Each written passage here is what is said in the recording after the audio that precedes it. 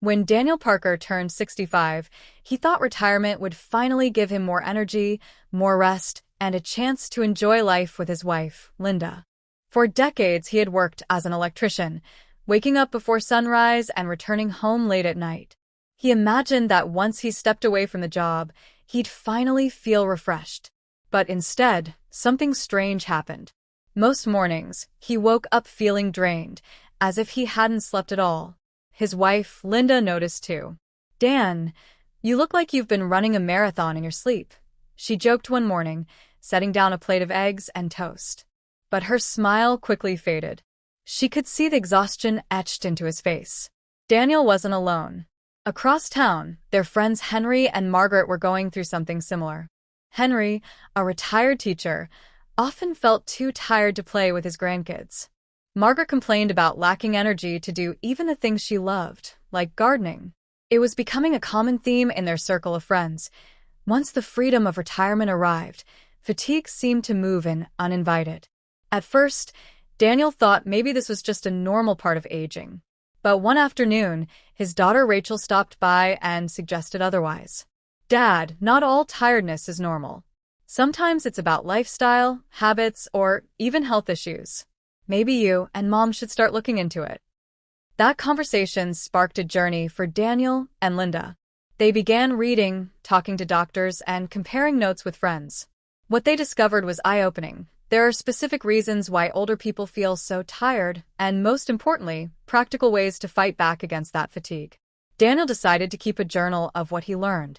And in his words, 7 major reasons stood out, each with its own story and solution. The first thing he learned was about sleep quality. Everyone talks about getting enough hours of sleep, but Daniel realized that the kind of sleep mattered more than the number of hours. As people age, the body often produces less melatonin, the hormone that regulates sleep cycles. That explained why he kept waking up at 2 or 3 in the morning and struggling to fall back asleep. Linda confessed that she also felt restless at night, tossing and turning without real rest. Their doctor suggested simple changes, keeping the bedroom cooler, avoiding caffeine late in the day, and creating a bedtime routine with dim lights and no television. Slowly, Daniel noticed the difference.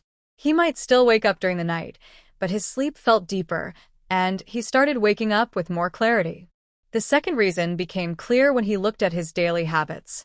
After retirement, Daniel wasn't moving as much. His job used to keep him on his feet, climbing ladders and fixing wires. But now, most of his days were spent sitting, reading the newspaper, watching TV, or chatting with Linda. He didn't realize that inactivity itself was draining his energy. "Use it or lose it," his doctor reminded him. "The more the body stays still, the more muscles weaken, and the more sluggish the heart and lungs become." That's why Henry, his friend, felt so out of breath playing with his grandkids. To change things, Daniel and Linda began walking together every evening. It wasn't about running marathons, it was about keeping the blood flowing and the body engaged.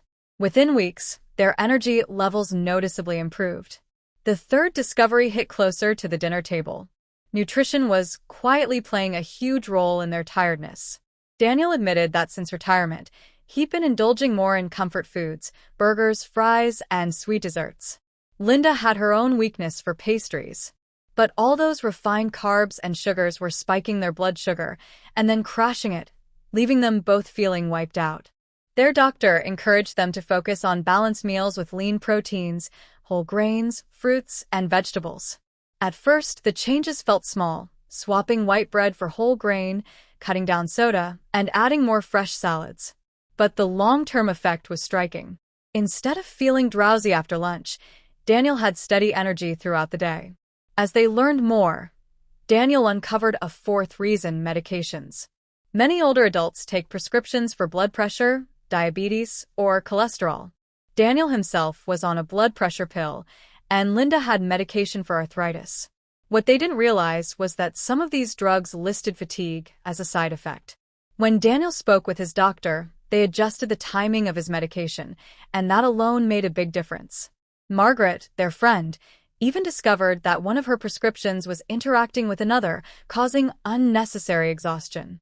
It became clear that managing medications carefully with a doctor's guidance was essential. The fifth reason had to do with emotional health.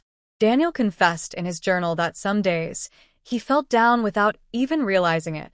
Retirement had taken away his sense of daily purpose, and the quiet house sometimes felt heavy. Linda admitted she sometimes felt lonely too, even though they were together. Emotional well-being, they realized, directly affected energy levels.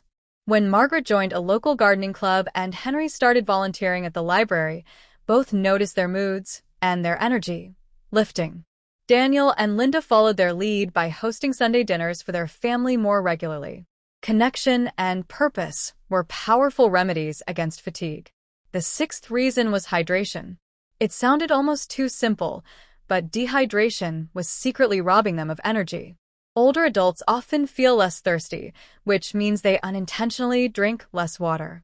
Daniel laughed when Rachel pointed this out, saying, "Dad, coffee doesn't count as water." He began carrying a water bottle around the house, sipping throughout the day. Linda infused her water with lemon slices to make it more refreshing.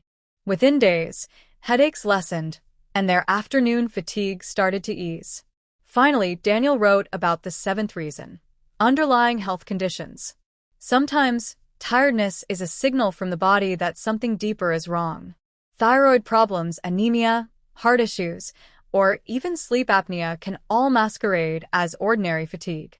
Daniel scheduled a full checkup, and while most of his results came back normal, his doctor did identify mild sleep apnea. With a treatment plan, his energy dramatically improved. Linda, too, discovered that her iron levels were slightly low, and supplements helped her regain strength. Looking back, Daniel realized that what had once felt like an unavoidable part of aging was actually manageable. By addressing sleep, movement, nutrition, medications, emotional health, hydration, and medical conditions, he and Linda reclaimed their energy. Their friends noticed too. Henry proudly reported that he could now chase his grandkids around the backyard without running out of breath. Margaret said she was back to tending her rose bushes for hours without feeling drained. One evening, as the sun set over their quiet neighborhood, Daniel and Linda sat on the porch together, sipping iced tea. Linda said, "I used to think getting older meant slowing down and being tired all the time. But it doesn't have to be that way." Daniel smiled, tapping his journal. Exactly. We just needed to understand why and make the right changes. Growing older isn't about giving up energy, it's about managing it better. Their journey became an inspiration not only to their children and grandchildren,